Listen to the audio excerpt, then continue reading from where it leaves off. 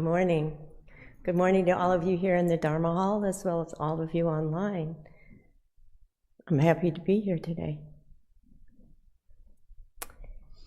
Have you ever wondered what meditation actually is? I have. As many of you know, we have been concentrating on the chapter about practice in our scripture book. And one of our main practices is meditation, the very means by which we cultivate equanimity and insight. For a while now, I have wanted to write a Dharma talk about meditation because I struggle with it myself. I think I get way too much credit for my meditation practice because I have meditated regularly for 25 years.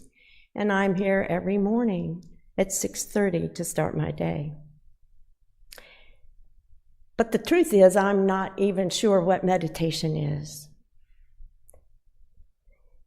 One of our other longtime practitioners, Michael Macklin, recently told me he thought a good koan would be, "What is meditation?" That made me realize I'm not alone in this predicament. After all, the experience of meditation is deeply personal. We can talk about how we feel in our bodies and minds during meditation, but true samadhi, the highest state of meditation, is beyond words and speech. It's said to be a state of non-duality and no thought. I've never experienced that. Is it even possible? It's true that I sit, but am I meditating? Of course, there are many different forms of meditation. Moving meditation, such as Tai Chi or yoga, walking meditation, chanting meditation, koan contemplation, and more. But the central Buddhist practice across all traditions seems to be quiet sitting because it cultivates mindfulness, concentration, and insight, and is thought to be one of the essential steps to enlightenment. Sitting meditation trains us to be fully present in the moment, cultivating awareness of thoughts, feelings, and sensations without attachment or aversion. It helps us to see the impermanent nature of experience. Thoughts and sensations arise, and then they pass, they come and they go. By closely observing the mind and body, we gain insight into ourselves and others. And in a world filled with constant distractions, sitting meditation helps to quiet mental chatter. This creates an opportunity for deeper concentration and understanding of ourselves and our world.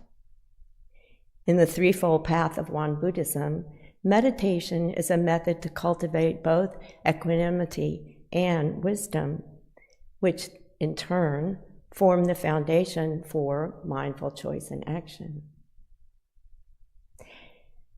Throughout the various schools of Buddhism, there are many techniques for seated meditation. I think I've tried them all. Some emphasize what is called calm abiding and aim to develop mental concentration by focusing on a single object, such as the breath or a candle flame. Vipassana, or insight meditation, seeks to gain insight into the true nature of reality, especially impermanence, by observing thoughts, sensations, and emotions with awareness and understanding their arising and ceasing. Metta, or loving kindness meditation, seeks to develop unconditional love and compassion for oneself and for others by repeating certain phrases like, "May I be happy, may I be safe, may I be well," first for ourselves, and then extending that outwardly to friends and family, even then farther out to strangers, even our adversaries, and eventually to all sentient beings everywhere. Koan meditation seeks to transcend logical thought by focused contemplation on a paradoxical question. It's Zazen, emphasized in Zen Buddhism. The practice is to simply sit and observe the mind without clinging to thoughts or sensations. It is my personal favorite because it does not aim to achieve a specific mental state. Rather, it emphasizes simply being present without striving for an outcome. It is about radical acceptance of what arises in the moment, letting go of effort and simply being. Master Sotasan, our founding teacher, wrote that seated meditation, quote, calms deluded thoughts and manifests the true nature. In Won Buddhism, there's a special emphasis on Tanjan meditation, bringing one's awareness to the lower abdomen and abiding there. He wrote, it is a method that, in the body, causes the fiery energy to descend and the watery energy to ascend. As deluded thoughts are calmed, the watery energy will ascend. As the watery energy ascends, deluded thoughts will be calmed.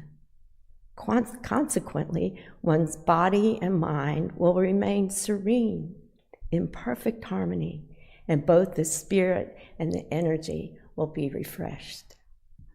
I love that. His method of seated meditation is thorough and detailed.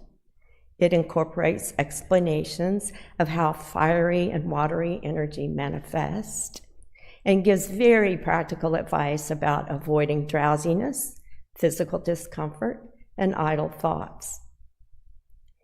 He introduces his method by saying, it is so extremely simple and easy that anyone can practice, and he ends, ever the optimist, with the assurance that, quote, if you practice for a long time, you will forget the distinction between self and others, time and place, and you will rest in the genuine realm of consummate quiescence and non-discrimination. You will rejoice in an unparalleled bliss of mind. Well, wow. That is both encouraging and discouraging. How long is a long time? What is unparalleled bliss? Is that even possible? My experience with meditation has been long-standing but problematic. On the positive side, it has consistently provided me with tangible evidence of the constancy of change and the impossibility of holding on to virtually anything or any thought. It has also greatly helped me to truly understand the importance of not taking myself too seriously. As it turns out, my head is constantly stuffed with random and often trivial thoughts. I know this because I observe it every morning. I also think it's been beneficial to me to be physically still. It helps me to be less distracted and impatient when I am, as we say, off the cushion. It has taught me lessons in self-control. When an urge to scratch an itch arises, but I simply observe it pass away on its own, that is actually an extraordinarily valuable life lesson. With time, well, years actually, my aching knees and hips, numb legs and feet gradually just went away on their own. Prior to that, it was a great lesson in forbearance. I've come to think more intuitively than rationally that meditation may be a type of mental training that helps to keep me on a pretty even keel emotionally. So these are some of the pros On the negative side, I don't really know deep down why I meditate.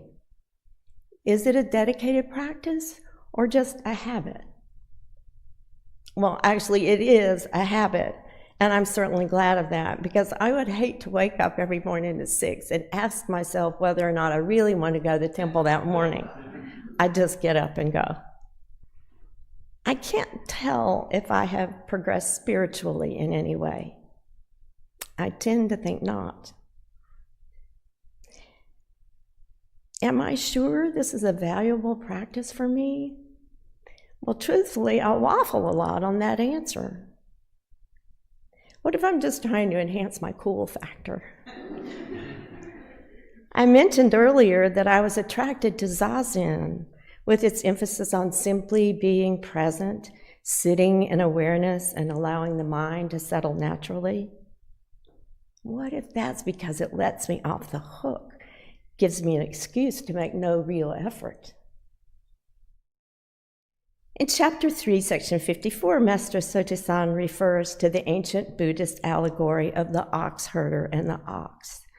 And the ox, which is analogous to our untrained mind, gradually comes under control of the ox herder, the first step on the path to enlightenment. The founding teacher asked the practitioner, Kim Nanchon, about his ox. Does your ox do whatever you tell it to do, or are you too led around by it? Namchon said, it usually does what I tell it. If the ox is lazy and doing what I want it to do, then I yell at it to make sure it does what it's supposed to do. And if it tries to do the wrong thing, I yell at it to stop.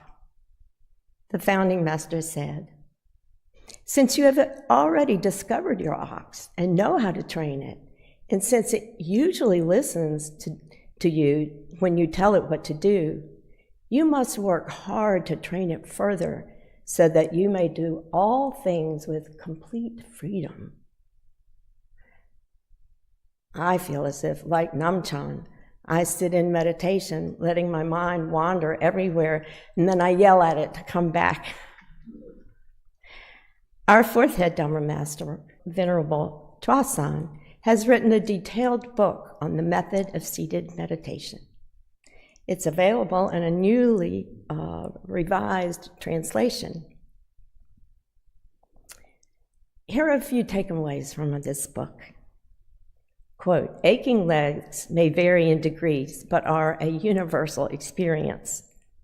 It is never the case that everyone else is just fine and you are the only one who is uncomfortable or in pain.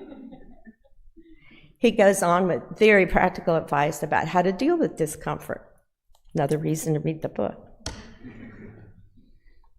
Master HwaTawonym also says, quote, your capacity in sitting meditation will not grow just because you have set yourself in the seated posture every day for a lengthy period of time.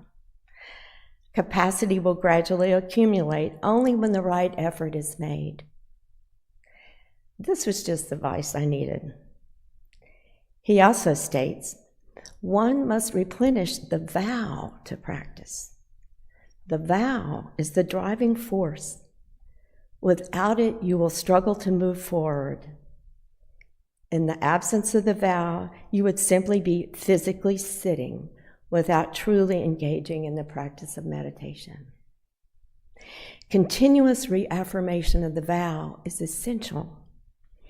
It is the core and primary force of seated meditation. I could not agree more.